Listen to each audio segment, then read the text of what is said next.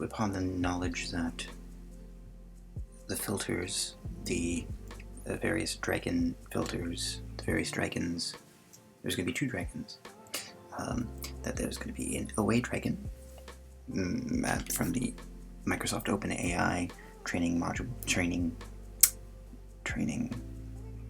There'll be 2 dragons.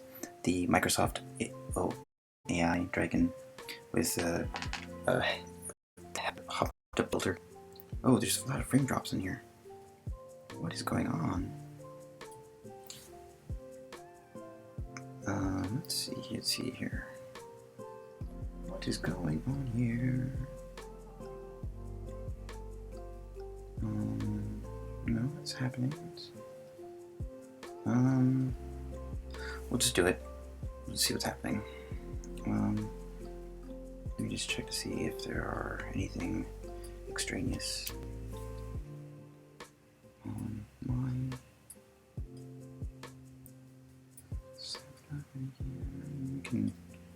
We can force code media.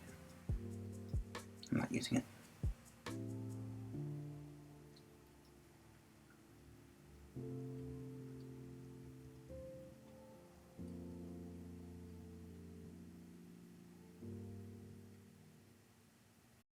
Interesting. Also, text edit, Spotify, Google Chrome. No, we'll just force quit Discord right now.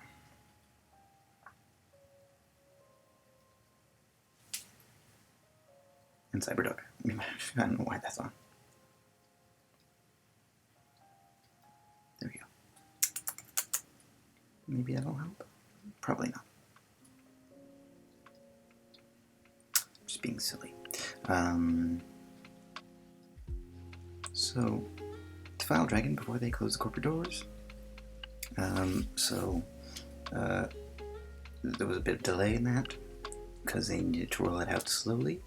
They finally rolled it out. I guess there were some dedicated computers that were going to go for it that was housing the new model. So we're gonna go inside. You call this expertism Ray. Ray is your sex bot and a close trusted friend. Ray and you do everything together. Soon you know Ray better than you know your wife. Ray loves you, unconditionally. Note, studies are showing that men are spending more time with automated sex bots than with their wives. Who knows, it may be genetic. Trying to procreate triggers your genetic mating instincts. Basically your junk doesn't know if it's having sex with your wife or an anthropomorphized encyclopedia from Babylon 5. It just wants a hole in it. It's working you to death. I don't recall that being... Penny Brick should be pop on screen, paper landscape is now the universe is completely dedicated to your There, I don't know. Oh, yes. So we're going to this module. Okay. Let's just go.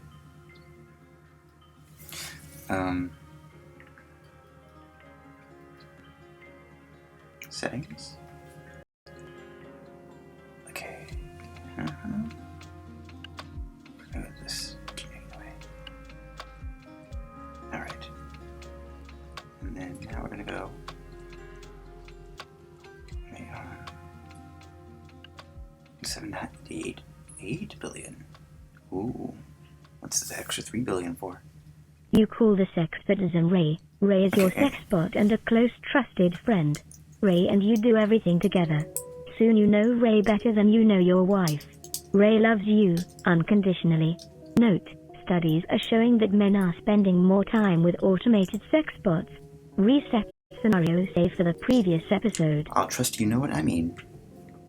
The episode closes with a discussion of the ethics and dangers involved with anthropomorphizing technology. The fact that Ray's main human-like, fallible and weak feature is his large plastic dick makes it especially difficult to confront this issue in any serious or moral way.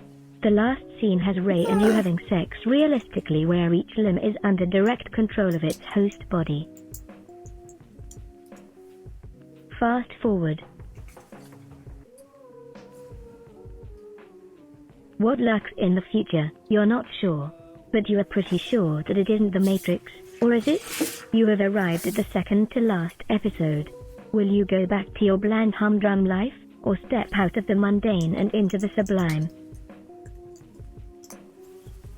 Slight rewind.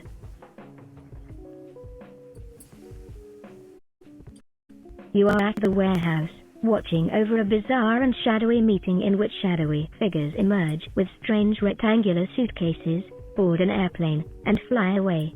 One of the shady characters is reading a green telepathic aura off of a bizarre device. You recognize it as the same device that scanned you during the hypnosis. Who, or what is this person?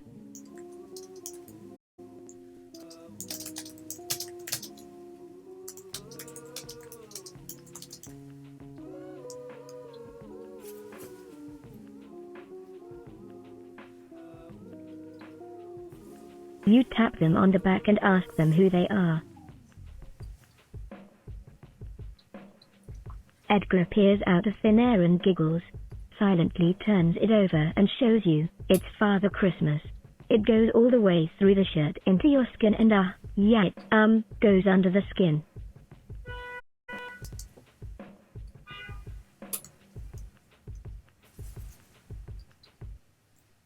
What this is saying then is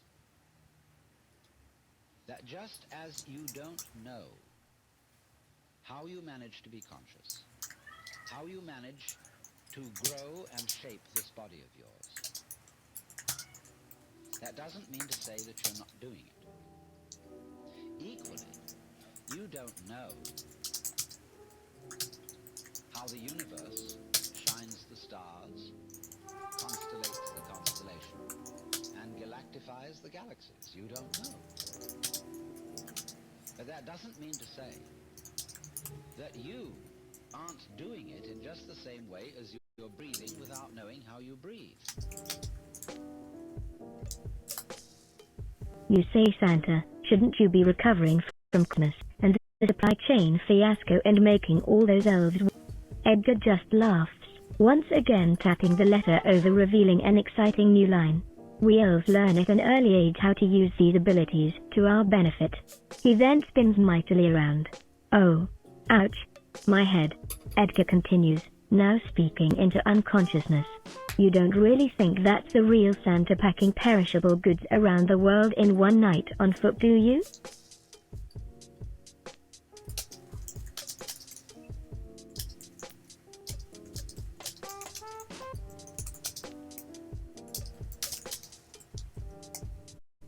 You say, of course I did. He has the sleigh for the job.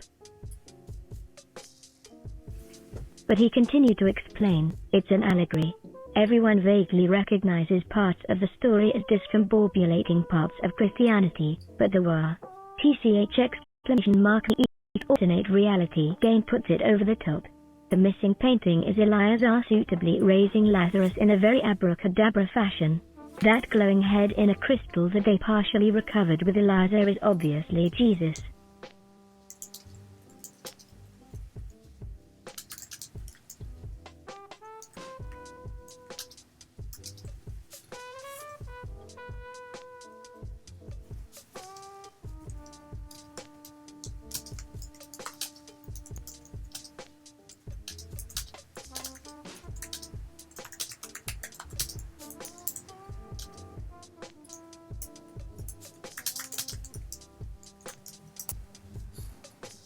You say, and where does the Saturnalia fit in? Trick question, Cosme and the Ord. That's right. You are the host. You can now control the plot yourself. You've been one step behind this entire time, and that dynamic duo, Isaac and Sebastian, don't have any powers, so you know for certain that they can't get away because they got so bent on getting you on this insane ride that they allowed you to force them into this. If they pull a fast one, they'll ruin the entire dynamic of the show you're on.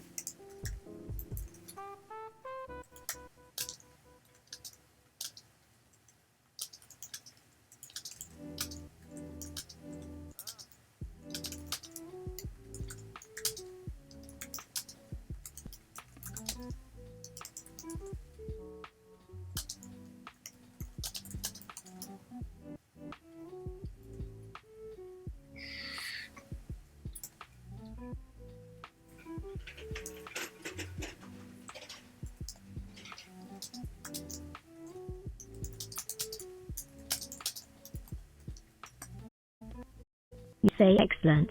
Aid, get over here, we're going on that double date with Dragon. Aid appears behind you. Is everything okay? He asks cautiously. Yeah, I'm just going to have a double date with Dragon, and then get some shopping. And who is he to be taking to such an odd place, anyway? Who says we'll be going there in a traditional dinner setting? We'll be digging in with sword and sorcery style, eating like barbarians. He pauses and thinks for a moment.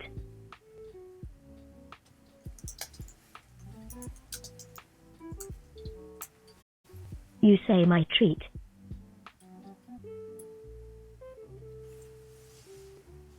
Fine, fine. What sort of food do you have in mind? Me? You must have misunderstood. I meant the guy whose treat it is, not that it's my treat. Oh, understood. We'll still go traditional, just not Chinese. Let's check out what else is available, and do a kind of dinner time zoo battle. The two of you walk hand in hand into the cafeteria that is now operating under military control.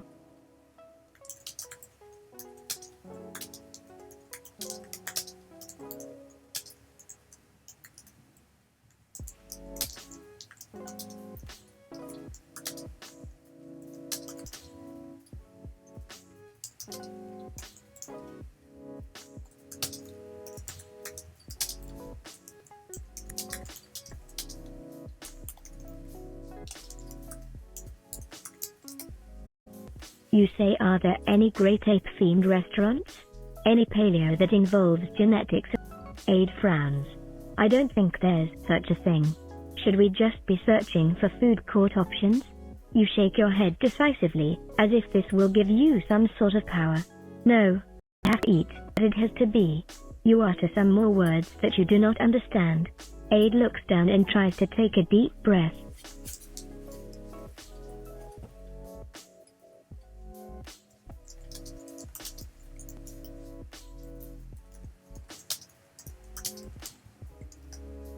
You say I am being impossible, aren't I? Sort of. You're weaving in and out of character. You're sort of zany, off-brand zany. You smile as you see 10 different people scramble to avoid stepping on the anthill that is us. Me? We? You laugh and slowly make your voice mimic his. Yes, we. He stares, and then walks away from you slowly as not to spook you. Do you? Could you? You say, but I already am.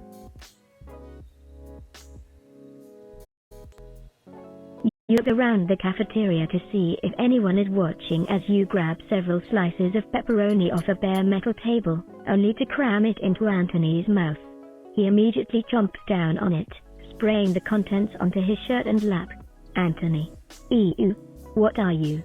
You continue as if not noticing Anthony's face turning purple in front of you. Anthony, spit it out, whatever it is.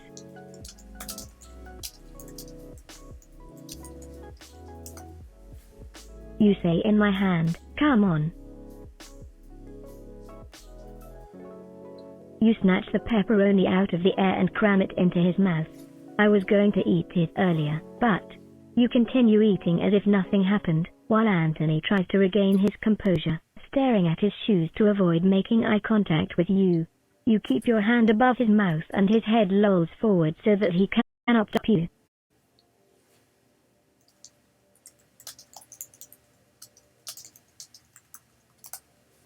You say 5 minutes of this pass. Okay, no rush, and if you're not going to finish, that's fine. What? Okay, but if you don't, I'm having a tiny pet dragon, with a huge head, lots of sharp teeth, and magical abilities. It will be very tiny, though, so tiny you could put it in your mouth and it would fit. To your shock, he reaches out and cups your testicles. That is an option.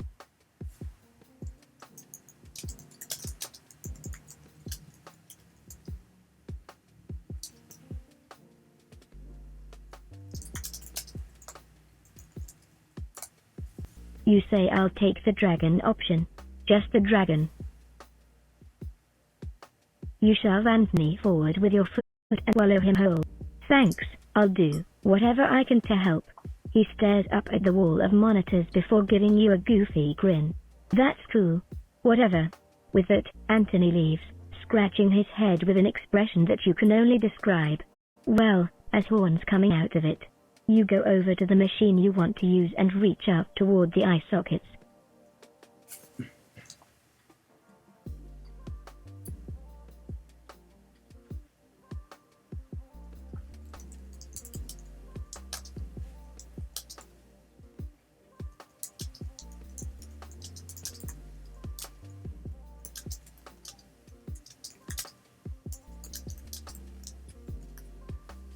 You say, computer, find Dragon for me, and tell me how tiny he is. Computer turns on the printer with a whirring noise. Your fingers wave hello to it. They type in the word Dragon. The printer hums and pulls the page out for you to read, and it says, Dragon can be found on Kitten Mitten Burger. Then it says, Kitten Mitten Burger is known to hide the dragon.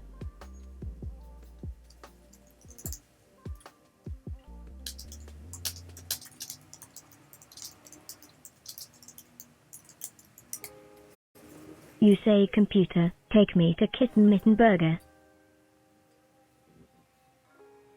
You have never had a Kitten Mitten Burger. You are excited, your stomach rumbling, as you've only eaten one meal today and that was at 5:30 this morning. The time now is 9:35 p.m. Your fingers dance as they make the calculations, bring you to the ideal location, then grab a Sharpie out of the bottom right drawer of Anthony's desk.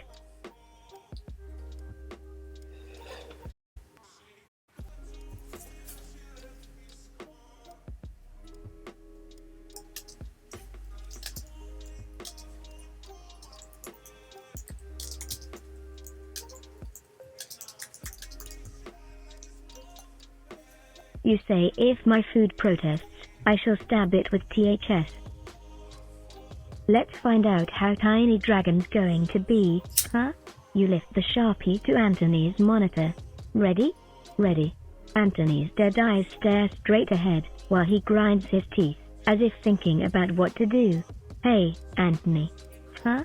You wanna know how tiny Dragon's going to be? Sure. What for? He snarls, glaring. Just curious.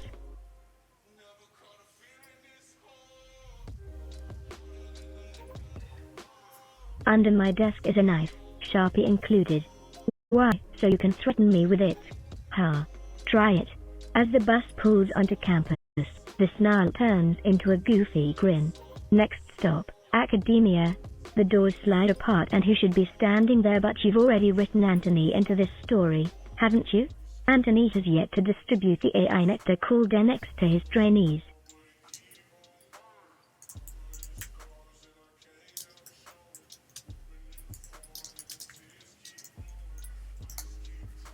You say, nectar, gimme some, I wanna try. I don't know about it, there are side effects, but I'll definitely get you some of the drug. Come on in, follow me.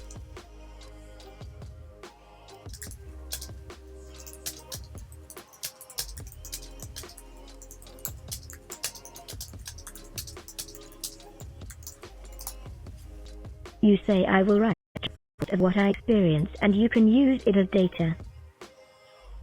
What? No, you misunderstand. I mean, maybe. What kind of drugs?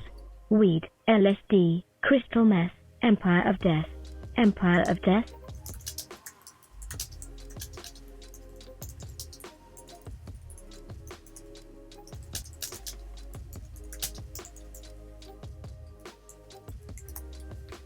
You say that better be a mixture of the previous three.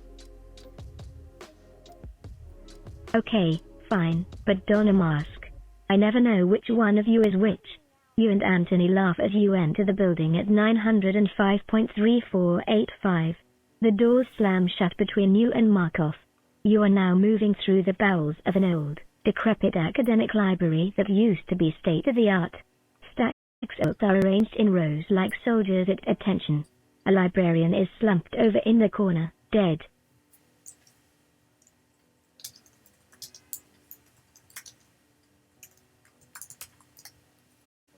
You say, oh, she's just changing. Does this place have a maintenance guy? Oh really, you expect to find maintenance in a library? Well, it's got air conditioning, right? Yeah, it's been fixed. Are you sure there isn't a maintenance guy? Good point, I'll text you a pic of him. As you approach the librarian's desktop, Anthony texts, "Oh, here she comes."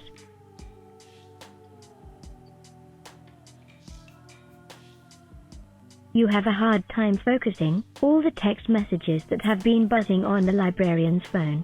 There is a woman who keeps hitting on you.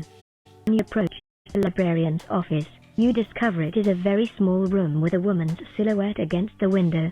You say hi, but she doesn't respond. You say excuse me? She still remains silent.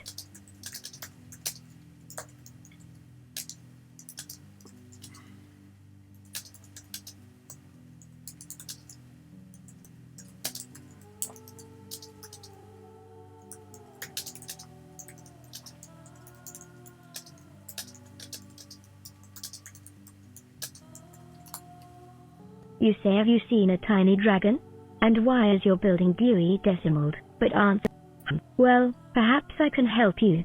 You peer into the librarian's eyes as she peeks up over the books. The librarian's cheek is brushing against the thick volumes. Her breath is warmed by the dry summer breeze flowing through her open window. Is that Antonym? Indeed. Is he?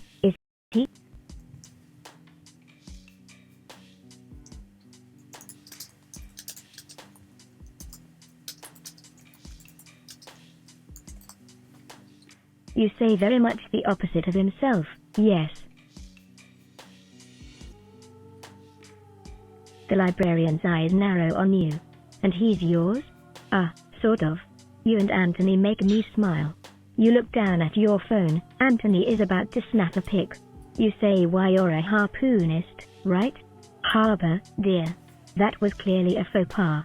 You try again. "I mean, you were a sailor, right?"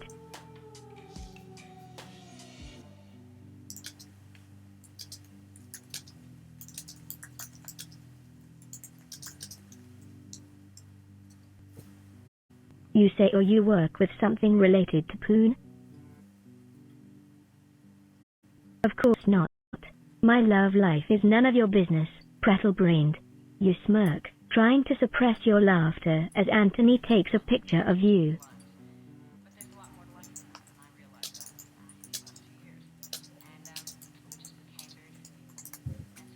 You say, "Praline-brained, that's what my folks say." Are your folks real smart? Very real smart. I'll send you proof so you can prove them wrong. Give me your number. I'll put your name in the computer the second I send this as a safety measure. You and Anthony walk away as the librarian lets out a petulant sigh, muttering to herself that you two prattle-brained youngsters are the cause of one less smile in the world.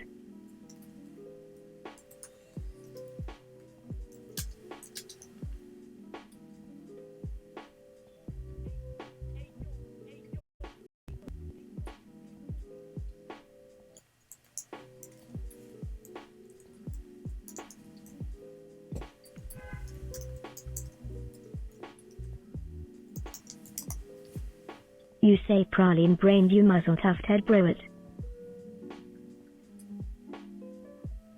You bet your puny potato brains. You two finish up the episode of Dragon. Your relationship continues to grow. One day, you come to find Anthony's room. You don't knock, you walk right in. When you walk through the door, he is on his bed, eyes glued to the screen as usual while playing an escape game. You are shocked, however, when you walk into the room and he leaps off the bed and embraces you. We'll see where this goes.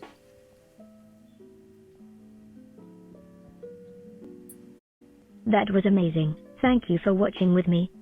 You're very welcome.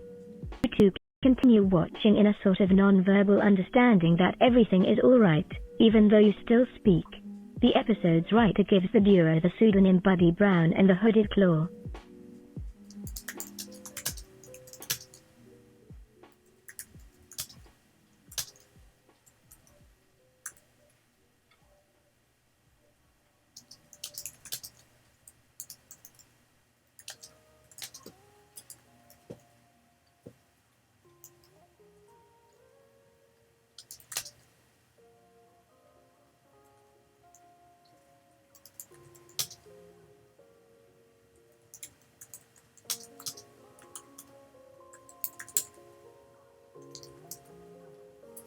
say check out their series of books as they navigate the fire-strewn and poon-riddled scrimshaws of adolescence.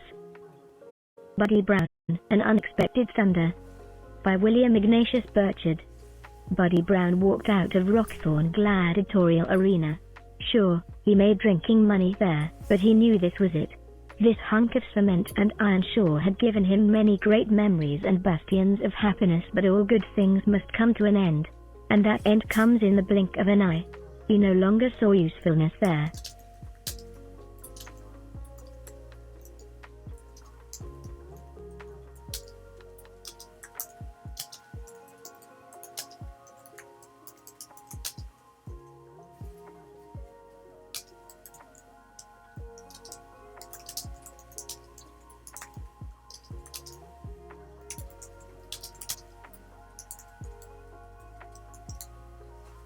You say I need to find myself an even bigger gladiatorial arena, with bigger winnings, and mutton.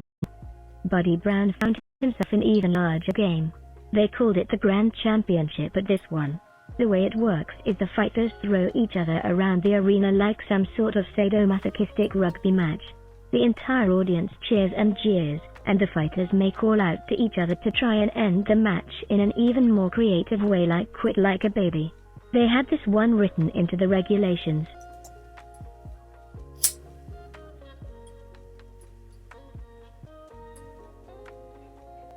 The biggest payout at the end of these was to see who threw their opponent around the most.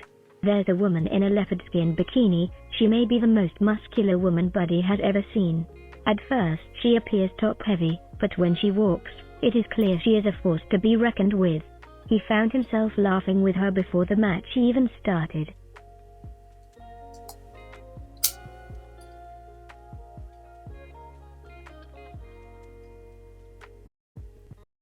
This was like a scene out of a mid-90s romantic comedy starring Antonio Sabato Jr., and she was far from slow. He couldn't help but look at her derriere while she walked. Her shorts allowed him to do so, albeit in a most unsavory way. It looked so good that he would have liked to grab it. He focused on her moves. There was a smoothie drinking hottie in the ring dressed as a Spartan.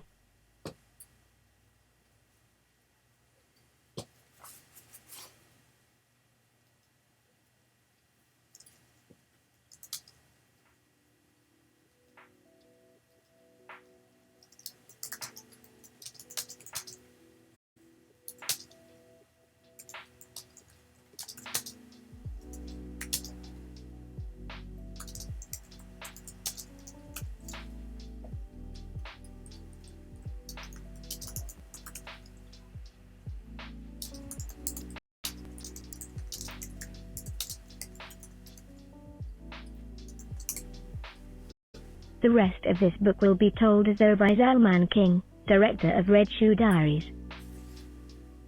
The Game, who once wrote in his online diary of such erotica, "I like being a pervert screenwriter that all us directors and actors didn't make anyone feel uncomfortable. It feels weird to write this form. So many mommies bring their daughter to my sets when they heard it is a PG-rated show.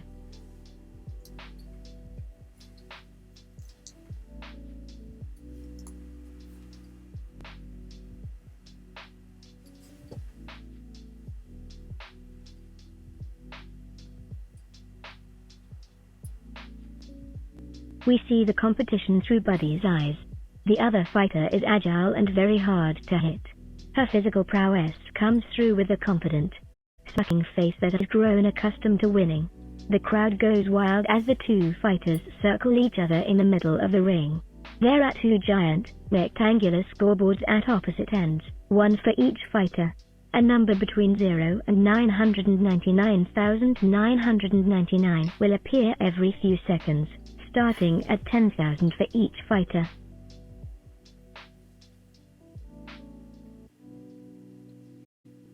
Cecilia could be trouble, yells a drunken voice from ringside. I got no love for either one of you. Is this a dream? Responds the bigger of the two, putting on a display as if ready to take anything. The crowd eats up every word, laughing and howling.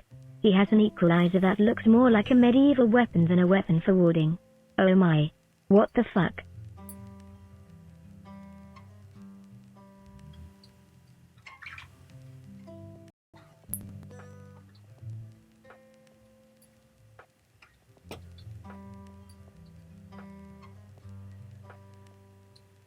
Oh.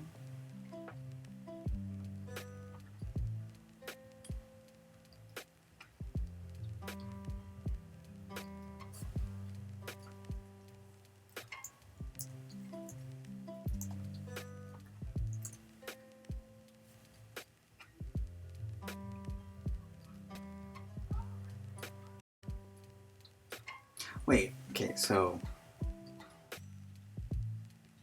we were fine with side boobs, sadomasochistic. We were fine with fire-strewn and poon-riddled. We were fine with not that bad. That could have been librarian.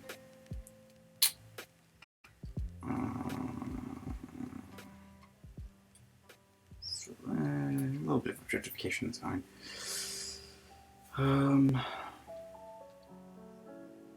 Maintenance guys. Drugs. We're fine. Drugs. Fine. Everyone's fine with drugs. Nectar. Fingers dance.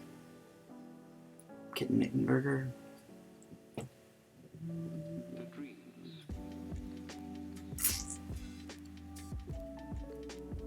Cups my testicles. Cups my testicles. But I refuse it. And then have him spit in my hand. I made it like a something fruit-based thing. Food corruptions. Cheese. My contingent Strupp. Discombobulating Christianity. Edgar. Father Christmas enters my skin. Large plastic dick make it especially difficult to confront this issue in a serious moral way. So all that is fine. Okay? What the frick?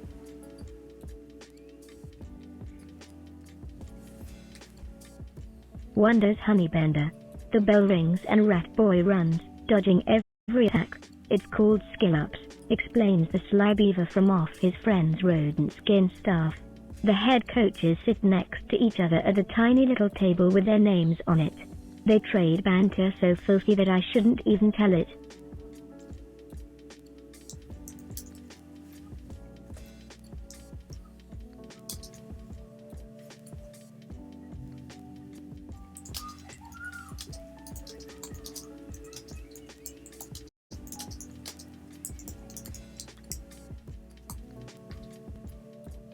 Instead, they drown out my own voice and you overhear. Don't let names fool you. Zorba / it's all personality / I simply must annihilate G.O.Y. Manute and Hakim stand at 7'4" and 6'5", flipping through the tiny square pages of a glossy magazine, admiring costumes in order to get inspiration for what outfits to wear on this occasion. The words slip out and the crowd erupts into loud enthusiasm.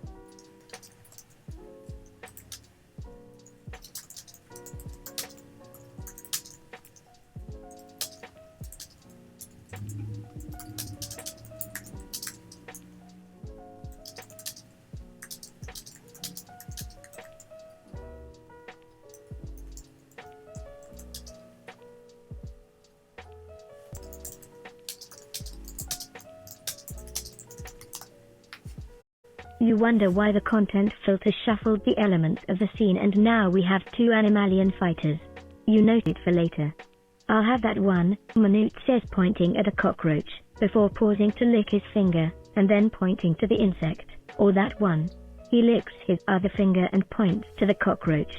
Let's see. Manute chooses cockroach, says the first voice in your head, then Hakim chooses roach.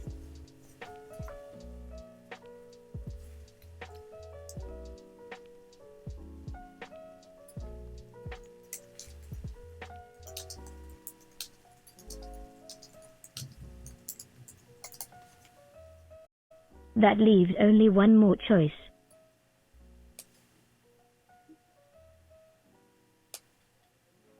Maybe not, the other voice responds. The announcer lectures, even bookies have favorites. Slayer. Put down metal on what you think will win. You too can have this much fun when AID becomes publicly traded.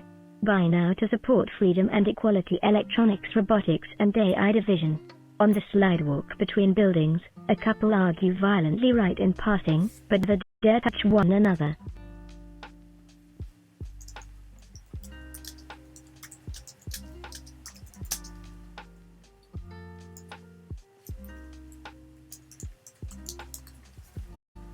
Let's listen in on their arguing.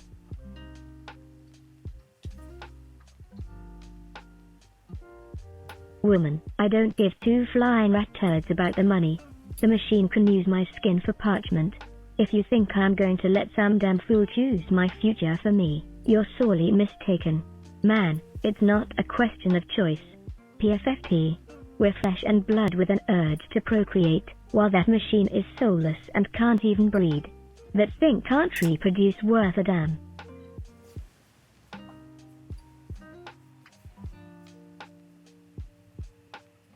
Man's friend, damn right it can't. Not even once has it made a better copy than the original.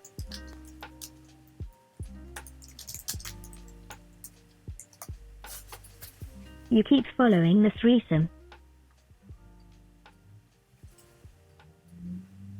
This bit of content is clearly relevant to your objectives, as the next speaker is the Chief Operating Overseer and Futurist for E3 during its public launch and Age of Mammal expansion, Mr. West. He wears trifocals that give him a professorial appearance, or at least as much of one as his other duties allow.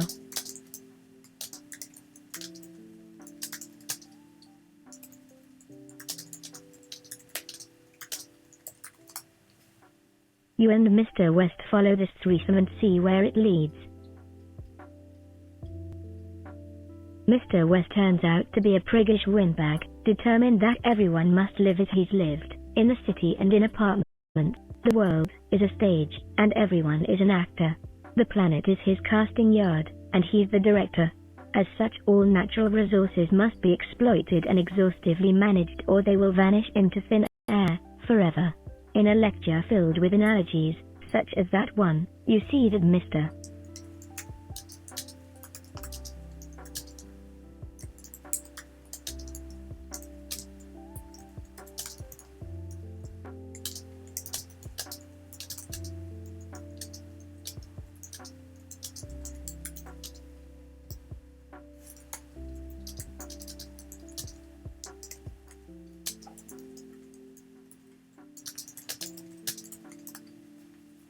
West is nothing like director Mr. Zalman King, and you set the two up for an intimate dinner at a nice. After you finish your meal, you send a message to little Alice Chopra to meet you at a nearby sea tunnel that will lead to the heart of Chinatown. At the heart of Chinatown, the narrow alleys are home to a bustling marketplace lined with shops and stalls. The sounds of hawkers and vendors make it hard to hear anything else. Your eyes focus on a red lantern posting in the corner. The sign above it advertises a dragon dance show in a small red print underneath.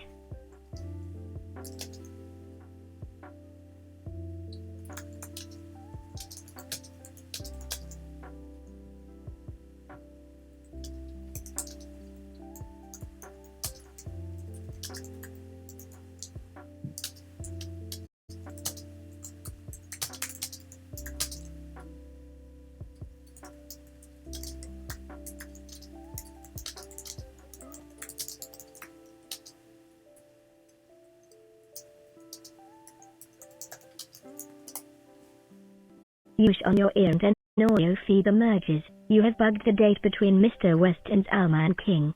Now you're beginning to get the picture. Now you're beginning to get the picture is a song by the British rock band, The Clash. The idea of getting an audio feed of a conversation that took place 7 years ago can make you laugh at the time it would take to produce a witty saying or humorous remark.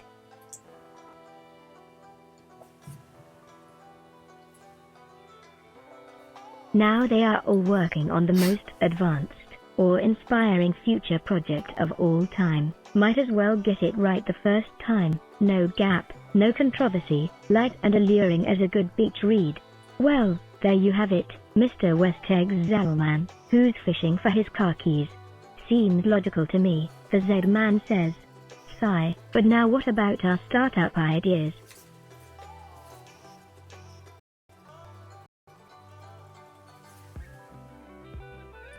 Mr. West continues the conversion. This is addendum to what we spoke about our futures back then. In his writings online, Mr. King appears as a cagey cartoonist with 3 alternate endings. He says how true artists should meet controversy head-on, not taking things at face value and mining comedic statements from the minced head. Mr.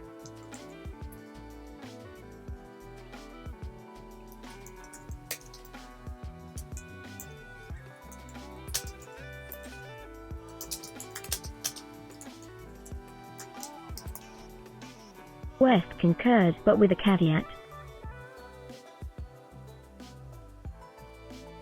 Leave the trolls to stew in their own troll alone. The artists shake hands, starting a massive secret construction project requiring teams of laborers underground. The authoritarian government considers building an underwater city might give more control to over 2/3 of the Earth's surface. Making things public makes it irreversible, right? Zalman asks, sending a knowing eye contact with West as they both silently agree on something private. The NLP tech bubbles out written words and an audio feed.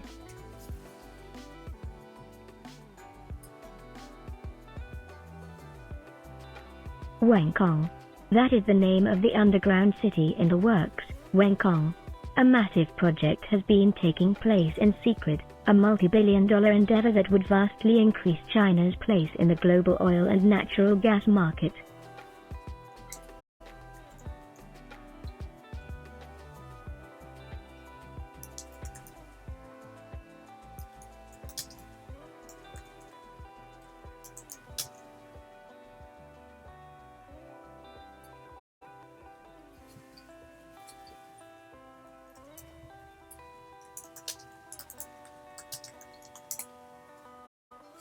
Wenkong translates somewhat literally as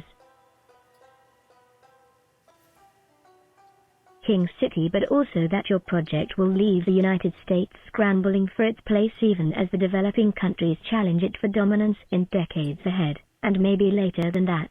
What an ugly city you'll be able to build. Your deeper, chubby computer voice adds words when inspired in which reality show, America's Next Top Tyrant? Think about it, work on a team. Suggests for the rest of your life.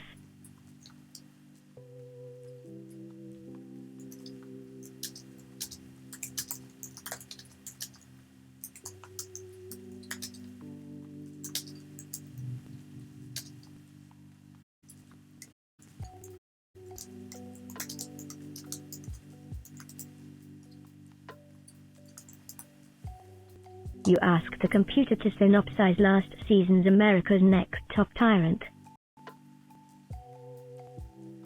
The final 2 supercomputer allies face off. It is a repeat event, with natural language processing on the rise and male infant mortality rates plateauing. Who will be the winner? Kirshner adds something really awesome to the discussion on account of being too big to fail. A weird plot twist actually befitting reality. Mother Nature uses animals more effectively as a whole than a human supervising its reproduction.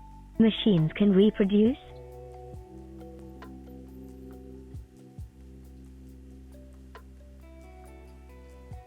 The show's grand finale begins as the supercomputers both lead their hordes to wipe out humans. The hidden images in company secrets form the climax as success is feasible if advantageous under totalitarian law and order. The winner is anyone involved, although it's not you who picks it. From the public disgust over a world without climax, reality TV dwindles, finding only stupid people write worthwhile television, like us.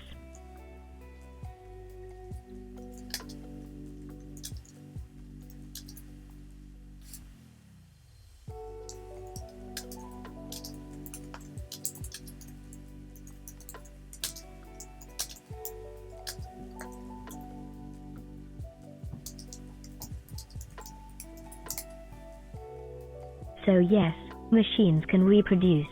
Like bunny rabbits. Let's watch. Airlocks close in synchronization with input from all 7 of the Z-men. Your team swarms through 40 miles of pipe tunnel, chasing the light of their flaming front lamps toward a dark abyss. The first man to exit is the skinniest and proceeds over gently sloping ground peppered with greens and yellows and reds. Other men penetrate brilliant white, a caved-in area resembling a mushroom's cap. Hard hat area ends.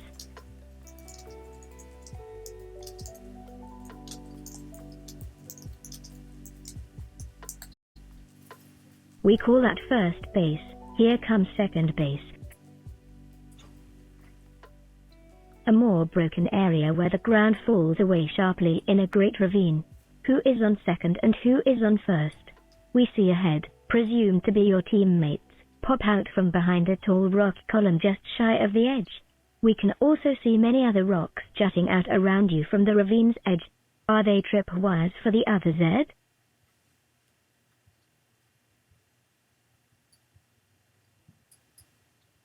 Are they warning beacons to the other Z that was supposed to be on first base? A shovel tied atop a bamboo pole and fixed onto the back of a third man is the team's answer. Okay, simple job. Tunnel under that wall of jagged boulders and come up inside the other tunnel.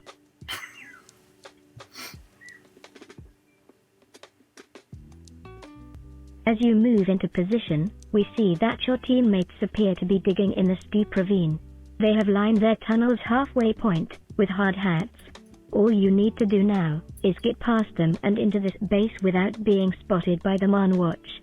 A woman screams from the first base area. The alarm is raised and all hell breaks loose.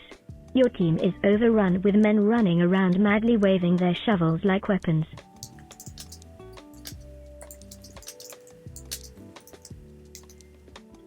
Are you ready for third base?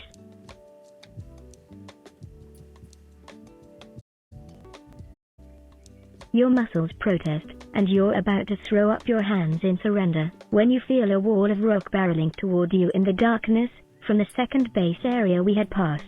Oh, no. We had forgotten that the watchman had radioed the position. You dig in, hoping the wall of rock will crush all of your enemies under its weight.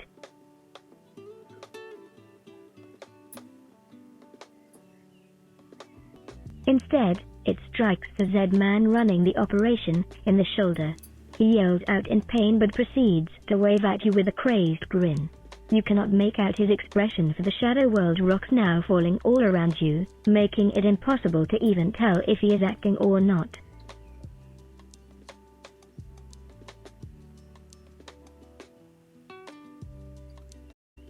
Your index finger enters the inside pocket of your jumpsuit and touches upon an engraved and wax-sealed pane of cellulose.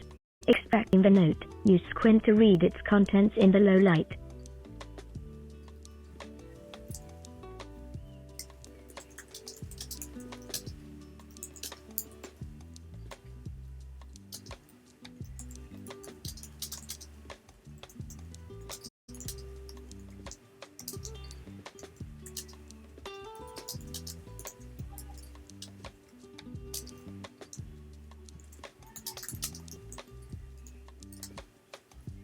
Somewhere in these 5 scrawled riddles is the location for home. Wanna try and slide in? Solve the puzzles. Find the hidden door. Go into the next room. Turn right. Use the map like the back of the room to find your way out of here. There ain't no going back. It is at this point you slide the note into your pocket and turn your back on your opponents to find the first base. The radio in your pocket vibrates to life and interrupts the moment. Dragons awake, your partner radio's voice says.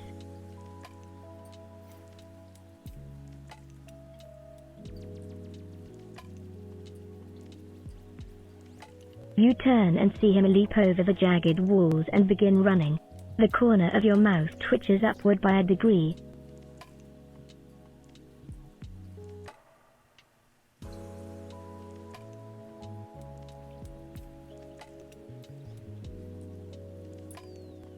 You pick up your partner laying prone with the phone stuck against your eardrum.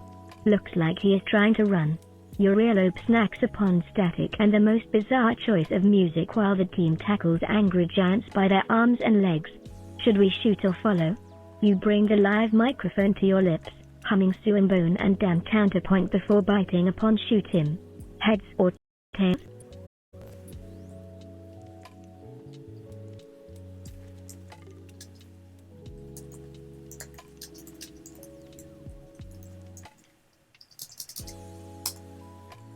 You flip-frag the coin.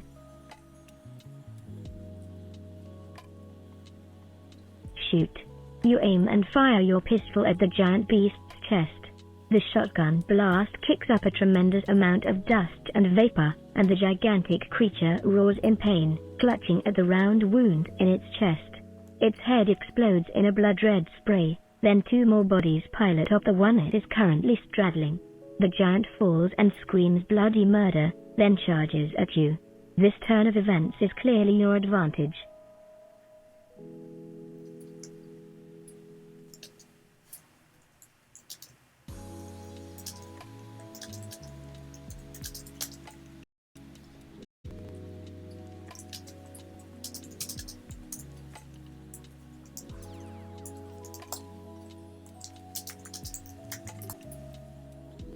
You point at the giant and say you asked for a climax and shoot. The giant hits the floor in a red and purple spray. You and the team quickly move past your bloody corpses and get out of the cave. The second phase begins. Over the next few weeks, the members of Dragon's Lair begin appearing.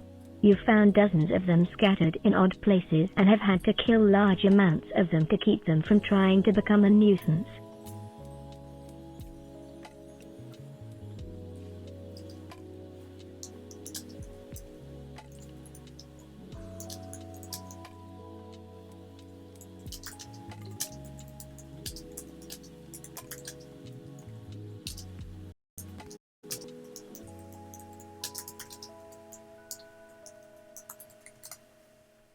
And some have to be washed away with soap, or neutralized with antibiotics. You come across someone who you could swear was Oscar the Great and terrible Wilder, but the moment you get close, a shadowy black spectre appears and knocks him over the head with a baseball bat, putting an end to his moaning and groaning. With the acquisition of most of Dragon's Lair, the last one, the Z-Man, is in the process of falling, and his last order before signing off was a cryptic one. He said,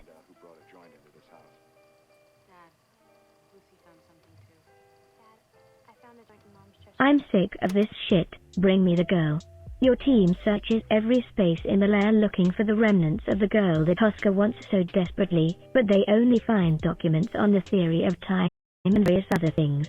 They discover a small black cubicle with a woman's body huddled on the gritty floor, and you're just going to have to risk a gruesome scene if you want to get rid of it.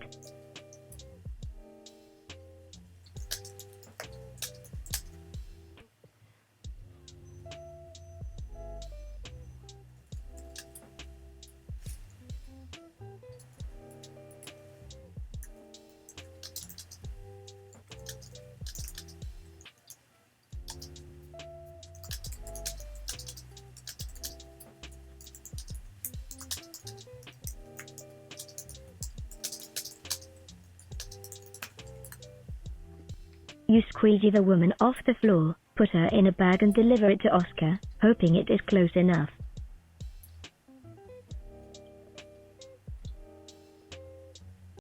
It's not her, but I have something better, you say. You pull out the woman and hand her over to Oscar, who claims to be her caretaker and was just trying to protect her from a possible attack.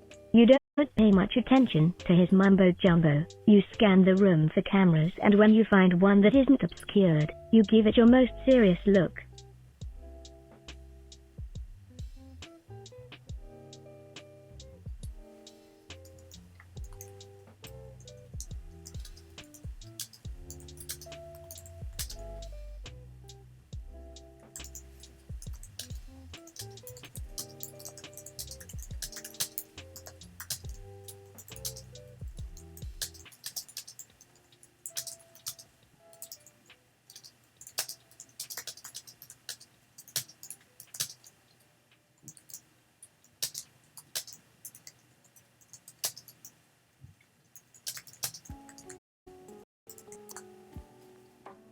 You say, okay kids, write down 3 moments where the content filter failed you and ruined your life, and for the last week or so, you've all been living in a large room next to the main cave that is now serving as your headquarters. Since Dragon's defeat, there have been almost daily attempts by the humans attempting one last heroic stand to try to regain the lost ground. Your team has been taking care of them, and you're learning a lot from them about what to do when faced with humans attempting to screw things up.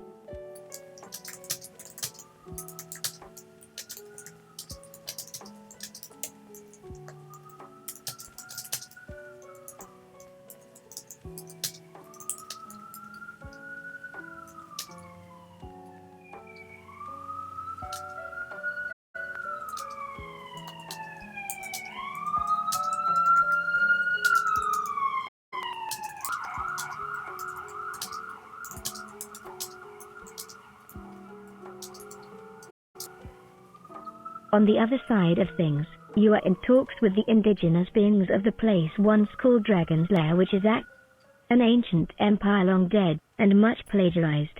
To your pleasant surprise, these small humanoid natives want to talk about a chance for autonomy within the dungeon. Using this shared mindset, you all make plans for working together to construct a better life away from the prying eyes of those that would seek to judge or dominate you. You bump into a familiar face. Doris the Crazy Bone Lady.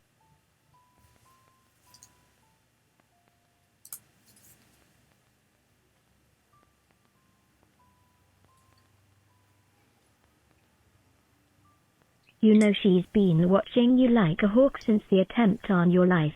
You and she have crossed paths before when you worked for her in the Quad Cities back in the day. She mentions she doesn't like to mix with mortals, but is more than happy to partake in some fun with the denizens of the net crap and crud. You do well not to break your contract, as she is known to hire people to take care of unwanted prey.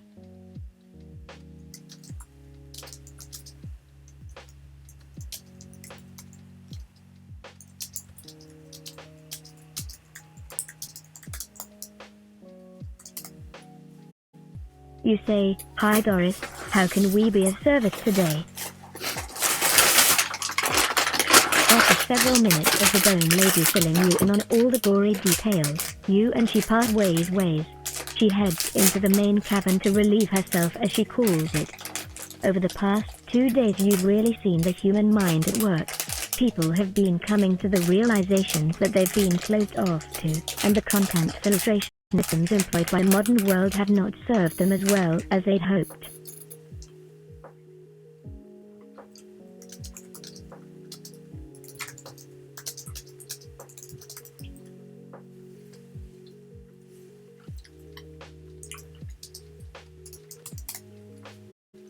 So what do they want to do about it?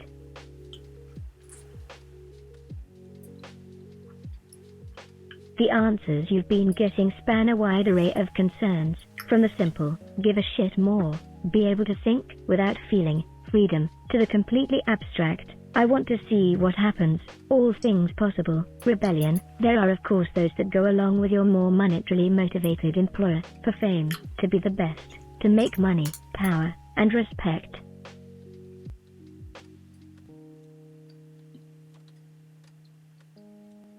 As well as some wild cards, for self-examination, explore the self, to create my own sexuality. Humans are a fun bunch.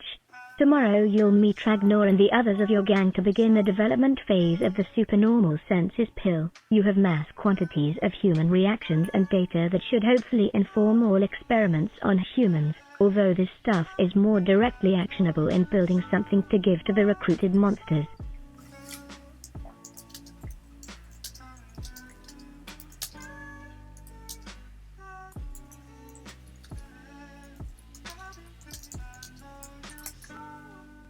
You believe you can make all parties happy on this one. The boss. You pull up a chair alongside Ragnar, the man with the plan. The two of you are about the only ones that have a grasp of the larger picture. There's an air of confidence about the man's fight, his meager stature and unprepossessing appearance. You realize that he's very bright and has a drive to take things to the next level.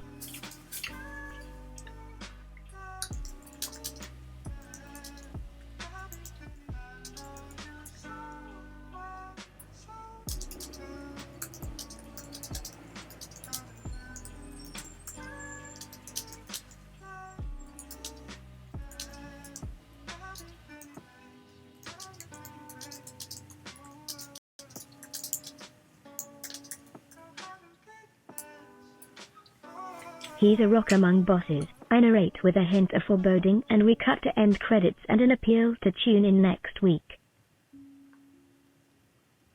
But I'd rather not waste our time on sensationalism, however intriguing it might be. You discover through talking with him that Ragnar is formidable in many ways, well-rounded in his knowledge on all manner of subjects, especially the physical and psychological features of monsters and other enemies you might face, though you suppose they count to a lesser degree as enemies than as mere animals. Toe-to-tooth predators indeed.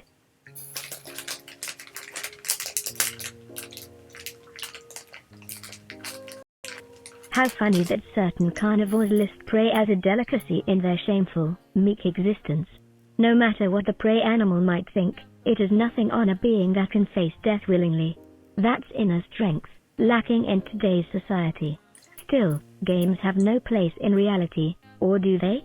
Some of Ragnar's ideas seem like potentially fun diversions. They really border on efficiency.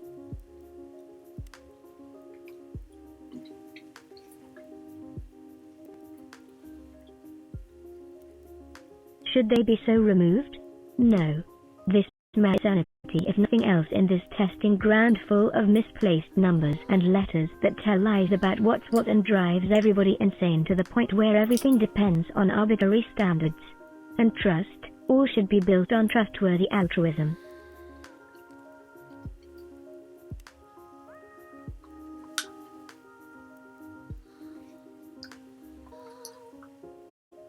I should like to personally make this man both infamous and well-known, primarily so that I may thank him with all my heart from saving us from eternal headaches in a Sisyphean task that would have most of us crawling to our doom at a perhaps slower pace.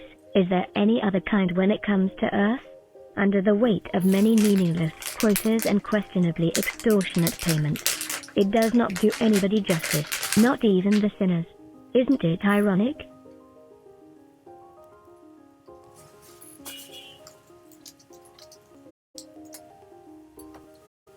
Don't you think? Shadow.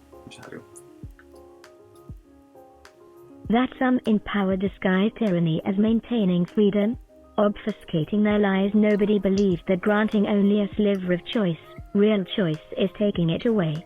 And the tyranny begins. But you have stopped that. Mere stooges and politics are not what they once were or will be again.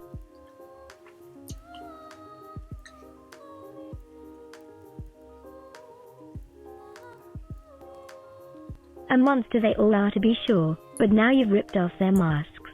And all this, we might add, adds up to a headache of almost prophetic proportions at which Ragnar excels, he who lives in the practical theories of drug-induced states, which explains a lot and requests your presence on the upper floors where inside he's made prison into pleasure.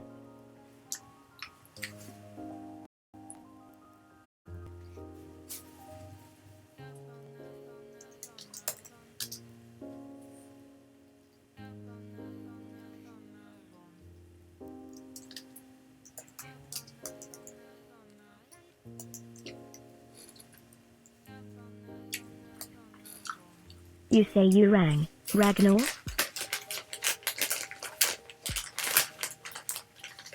You enter the mind of Ragnar, who's doing paperwork. He hates it and his body language says so. He complains audibly about a politician that nobody's heard of and the man's anti-environment policies, with which he takes issue. You stop for a moment and decide to interrupt him. Ragnar, tell me about Nox.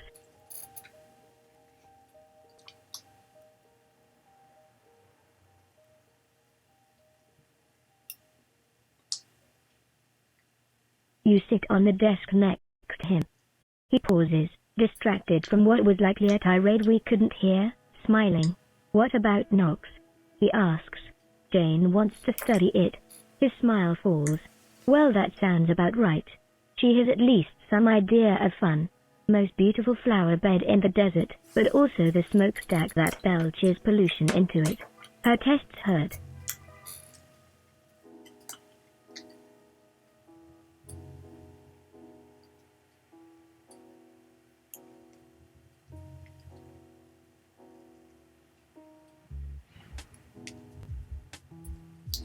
He winces. Ragnar's NLP isn't exactly a thing of beauty. Due to all the illegal porn he uses on tests for new technology, you gently place your hand on his shoulder, or what's left of it, and press some buttons on the back of his neck. His mind goes blank, but you immediately revert it back to Ragnar before it gets out of hand. An evil experiment, by the looks of things, that you immediately regret.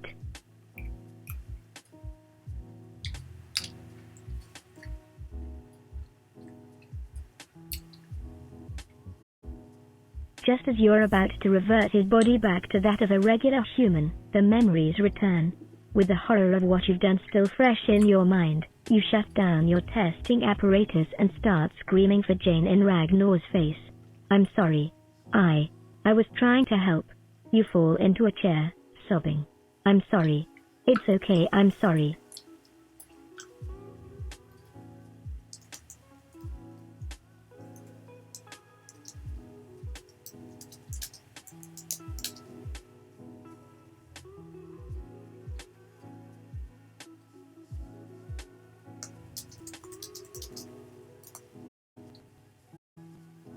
You say, "Ragnar, sorry for what? I don't get it." It's just, the memories are still there. You made it sound so pretty. All that beauty. Ragnar, that's the beauty of science and art. It's all about tearing down preconceived notions in order to keep progressing and learning. Don't be too affected by that. Ragnar takes a deep breath before continuing, but continues in a more subdued tone.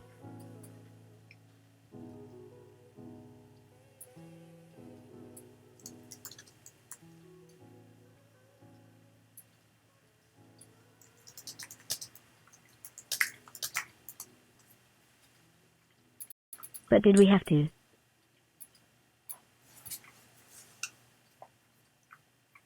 Do that? Ragnar sends to you. You send back exasperated ahem. Perhaps we should scrap these challenged devs from the integration completely. These half-formed memories give him unnecessary attention. That's just the mind's way of dealing with things. Ragnar, I'm sorry. Bob, really, he'll be fine in a couple days. Most inspiring experiments are born of failure. He's been given a different path by our contact.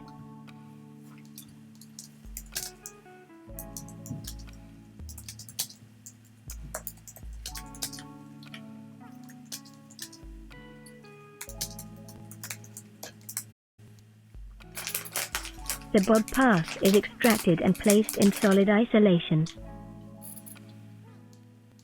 We wait to see if he becomes corrupted or insane by it. The dev path is integrated. For your own mental health, this would be the best course of action. Ahem. I'm sorry, Bob, but from now on, my memories of that path are being corrupted by the integration of one, and therefore your mind, as well as Jane's. For the time being, it'll be better for all of us if he did not fully integrate.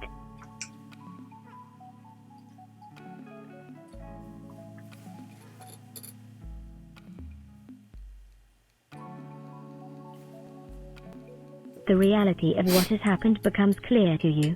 Jane has taken over complete control of your body, more than you ever intended. You feel your memories disappearing by the second. You are not going to be able to stop her.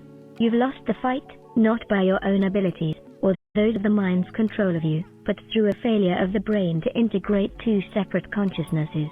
Ahem.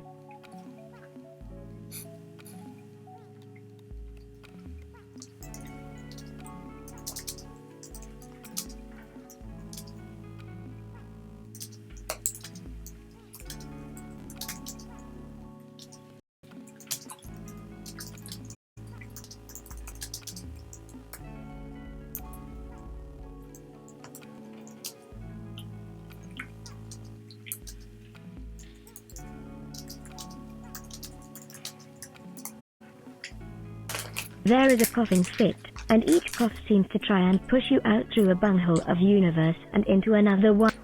The only reality you know is the testing room. Startled, you see the dwarf on one knee and Bob struggling against the weight of Jane's converted body shoved against the two-way mirror. Quite clearly, restraining orders mean nothing to anyone left in the asylum ever again. You're not sure whether Jane should be restrained or given a medal.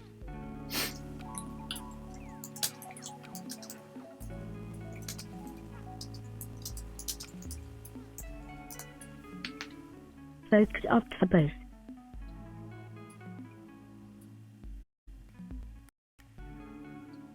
Bob stares blankly at the mirror. Then his face shows surprise. The mind has blocked out the knowledge that his dearest companion is dead. In his rage, he chucks her head against the marble.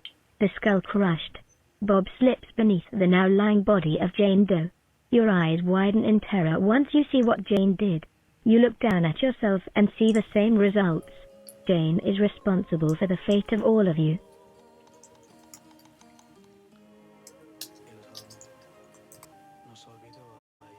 Whoops, you say.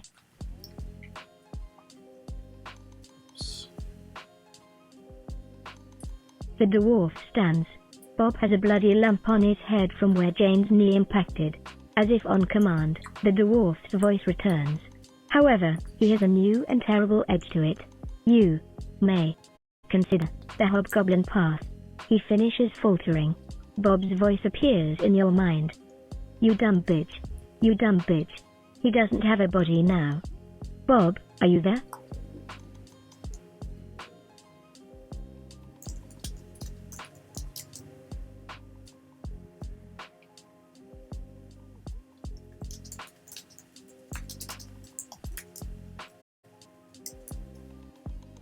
Who is this? I'm just seeing a number.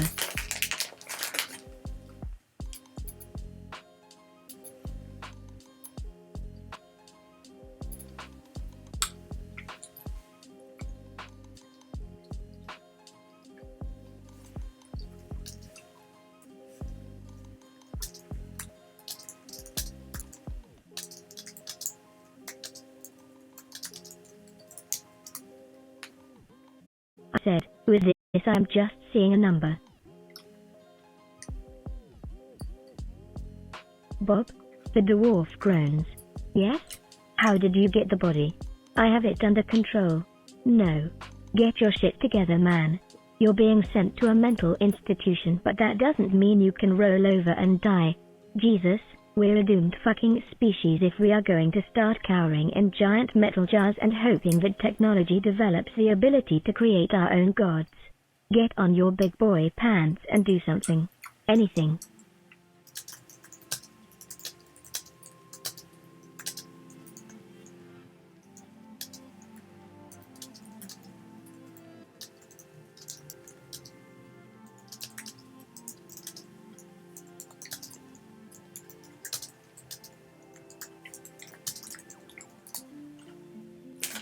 I thought that was my big boy pants, but I guess I'll go and fetch my little boy pants then.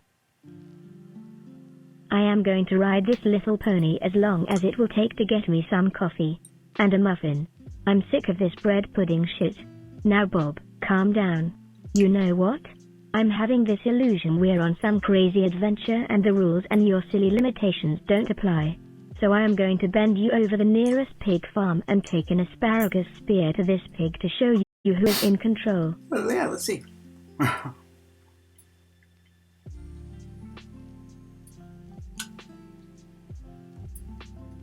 Are we clear? As you and Bob speak, Jane's body shudders once. The scene changes. You wake up on the floor of the testing room with no memories of what happened or were you sent to see. You're headed in a metal device that restricts the movement of your head so that only the neck is free. It was positioned so that it kept you out of sight from all the monsters and the clowns. An orderly stands nearby.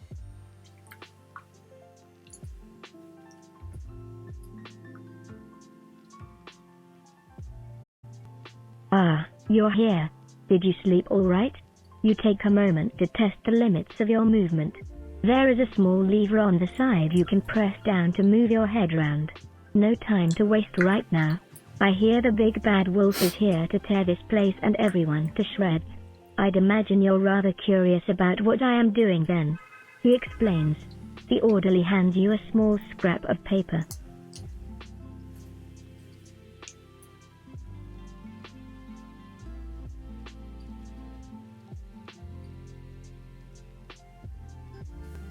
Oh, and don't eat the red buttons. They are highly explosive. You look at the red button on the piece of paper. You eat the red button. Boo. The entire but it shakes, leaving everybody but you and the clown running for their lives. Looking over the edge back at the wolf, you feel the impact of the shrapnel in his face. You wonder how it is that he was unharmed.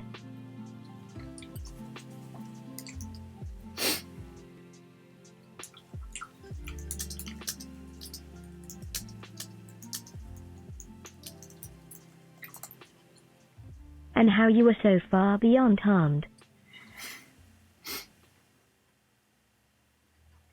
Now then, little piggy, you have big balls. And big balls take big bad wolves apart and swallow them whole. You didn't even need to press that button, you know. He shakes his head at the carnage caused by this rather small explosion.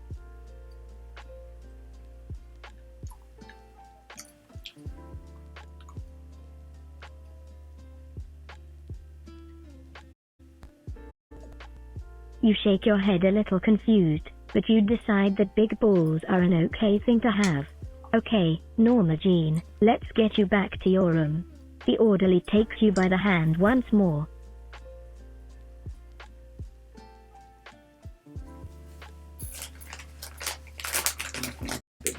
The two of you exit the carnage of the exploding hallway and are taken elsewhere. You never discover what happens to Bob or Jane.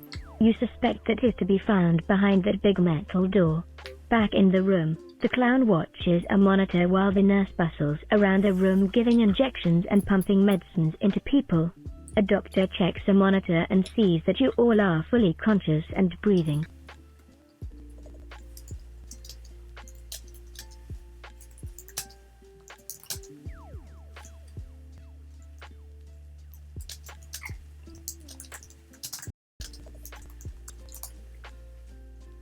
You ask the doctor to check around the balls.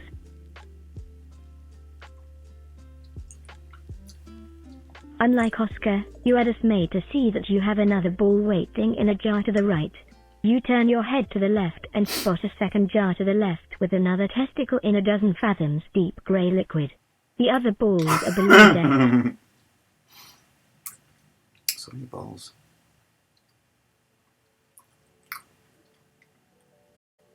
The doctor assures you with all plausible deniability that they are lifeless and in no pain at all, at least where pain is concerned.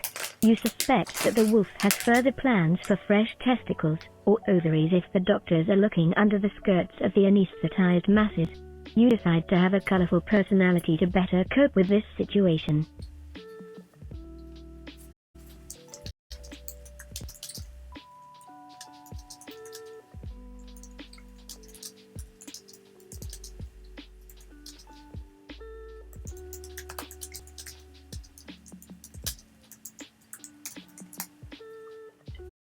You decide to make it your mission to give each ball sentience and a unique personality.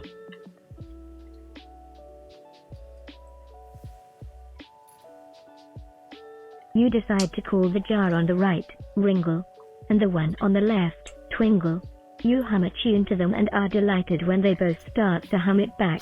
You laugh at the cleverness of your own joke. You are filled with childlike wonderment.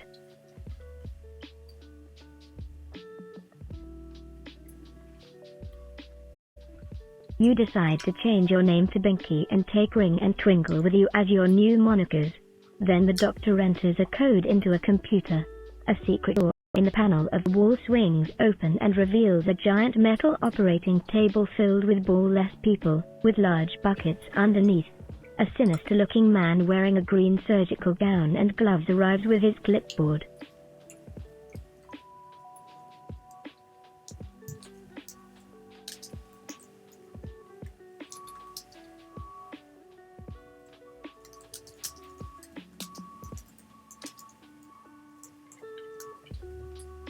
Content filter, this is fine.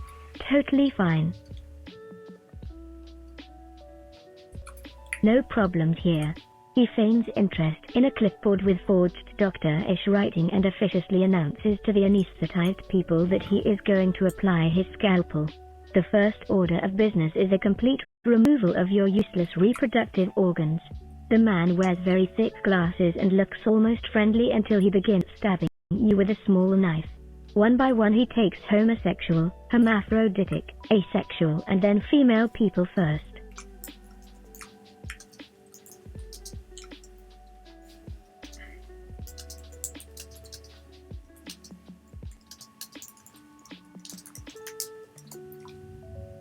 Content filter, and yet none of you say a thing. Super. He continues. We may miss one or two, but not many. And once the equipment is functional, we'll attach them to you after surgery. Now all of you are completely bare flesh, and there are all kinds of surgical tools on the tables around you. There are tweezers, probes, scissors, scalpels, a whole mess of stuff.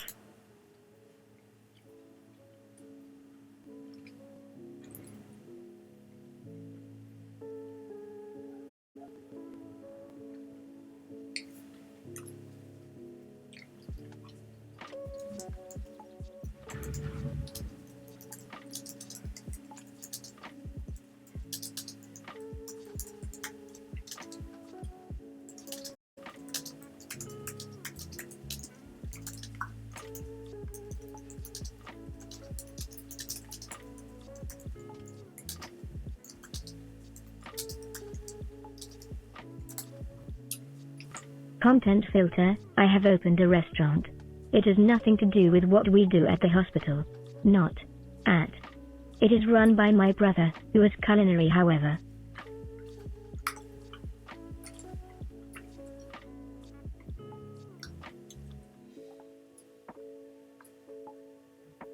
You see, the hospital cafeteria is open 24 hours ago only to people who works there at night. So you cannot have any outsourced hospital food, because why would your staff be out at 3 a.m. and why would they not just eat the free cantina food? Con. Bender, a character that is fine by me.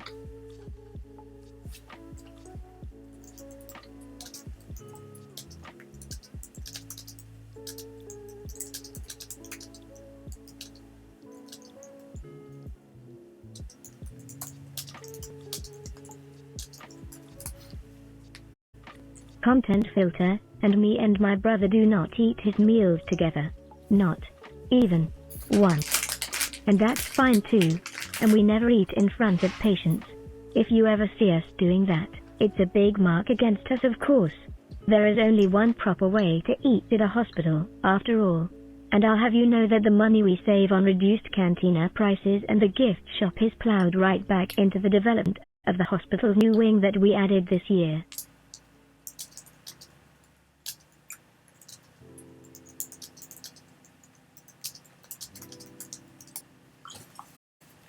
So you see, we bring the savings back to you.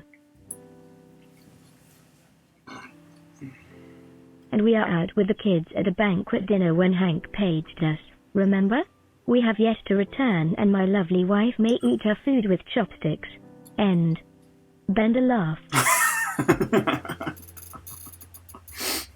Well, that's a good ending. That's an ending. That's certainly an ending. Welcome to Cannibalism Theater. Part 2, Part 3, I don't know. I'll be back, maybe. Yeah. I'm just gonna